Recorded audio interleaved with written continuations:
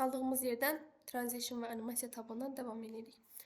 Əvvəlcə bunu bildirək. Baxın, transition ilə animasiya bir-birindən fərqli bir anlayışlardır. Bunu bir-biri ilə qatmayın. Transition hər zaman vərəqə, slayta, yəni slayta aiddir. Animasiya slaydın içindəki məlumatlara aiddir. Başlayırıq transition əmrindən. Mən buradan dizaynı dəyişmək istəyirəm qara rəngə, aydın görünsün deyə. Aha. Transition əmrinə gəldik. Buradan transition növlərini açırıq. Bu vərəqlərin çevrilişidir. Mən seçmək istəyirəm. Əvvəlcə gəlin biraz əyləncələrdən başlayaq. Məsələn, bundan. Vərəqini slayd başladıqdan sonra bir vərəqdən digərinə keçərkən başlayacaq təyyarə şəklində. Bu başlayacaq dairəvi şəkildə. Gəlin bu şəkildə başlasın. 4-cü səhifə bu şəkildə başlasın. 5-ci səhifə isə belə başlasın. İndi başlayıram slaydı başdan başlatmağa. Baxın, slaydı başladıram. Əvvəlcə bu sahə gəlir.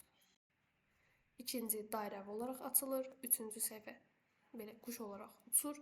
4-cü səhifə kağız olaraq büzüşdürülüb atılır. 5-ci səhifə yəni random olaraq gəlir. Random olaraq necə? Ümumiyyətcə nə qədər ki transition var, onların daxilindən PowerPoint sizdən ötəri birini seçir. Məncə transition necəsə aid olduğunu düşünürəm. Bunlar sizin zövq məsələnizdir, amma çalışın hər zaman mövzunuza uyğun olaraq qoyun. Əgər sizin mövzunuz məsələn bir tarixi abidədirsə falan, səhifə kimi çevrilməsi, yəni dil ədəbiyyatdırsa, bu tip daha yaxşıdır. Sizin sahəniz bir nəqliyyat vasitələrisə, təyyarə rejimi məsələn əyləncəli ola bilər dinləyicilərinizə. Təbii ki, sizi qarşıda kim dinləyir, bunları da nəzərə alın. Əgər dinləyiciniz uşaqlardırsa, daha əyləncəli transitionlar qoya bilərsiniz. Amma siz böyük bir konfransda, böyük şəxslər tərtibatında bir təqdimat təqdim edirsinizsə, bu halda daha belə deyim, səliqəlilərini qoymağınız daha məsləhətlidir. Sol tərəf, sağ tərəfə baxırıq. Burada sizin səs qoymaq kimi bir xüsusiyyətimiz var. Mən buradan basmaq istəyirəm kamera əmrini. Slaydı oxuduram. Baxın, transition işə düşdükdə həmin səsi çıxardır. Yəni qoyduğunuz səsi. Mən bunun sözün açığı çox məsləhət görmürəm. Çünki yəni qabağınızdakı kiçik də olsa, böyük də olsa slaydların oxunarkən səs çıxartması yaxşı bir fikir deyil. Directions transition'ın oxunma müddətidir. Bunu dəyişmək üçün yer qoysalar belə siz bunu dəyişə bilməzsiniz. Niyə? Çünki bu proqram tərəfindən yaradılıbdır. Böyüdə bilərsiniz, amma sizə maksimum bir əhatə dairəsi verəcək. Məsələn, mən bunu 5-ə gətirirəm, amma bir yerə baxın, transition işə salıram. 5 saniyə gəlmə icazəsi var. Amma elə bir tip var ki, onun 5 saniyə gəlmə icazəsi yoxdur. Onun sadəcə var 3 saniyə gəlmə icazəsi. Bəlkə də 5 saniyəyə də var, 7-yə də ola bilər. Yəni bunlar arasında fərqlər ola bilər. Transition tabi ilə bu qədər. İndi keçirik animasiya tabına. Animasiya tabına keçdikdə dedik ki, söhbət slaydın daxilindəki məlumatlardan keçsin. Baxın, animasiya tabına gəlmişik, tab açılmır. Niyə? Çünki biz slaydın daxilində deyilik. Mən hər hansısa bir slayd daxilindəki məlumatı seçdikdən sonra animasiya başlayır işə. Buradakı növlər sizin əyləncələrinizdir. İstədiyinizcə araşdırıb öyrənəcəksiniz. Mən nümunə üçün götürürəm bunu. Bu bir şəkildə bunu yerini dəyişdirək. Bunu götürürəm. Buradan biraz çevrilməmi vardı. Ona qoyuruq.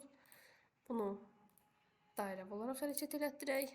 Yazıya da bir sadə birini verək. İndi slaydı həmin səhifədən oxuduram sizə transitionları, animasiyaları göstərmək üçün. Transition getdi.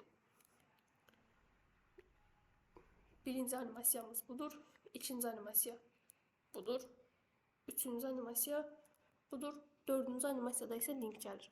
Animasiyanı istədiyiniz qədər qoya bilərsiniz. Sadəcə animasiyanın belə bir əmri, yəni daha doğrusu nüansı var ki, mütləq yadda saxlamalısınız. Çünki qarşıdakı sizin vərəqə nə yazdığınızı əzbər bilə bilməz. Bu mümkün deyil.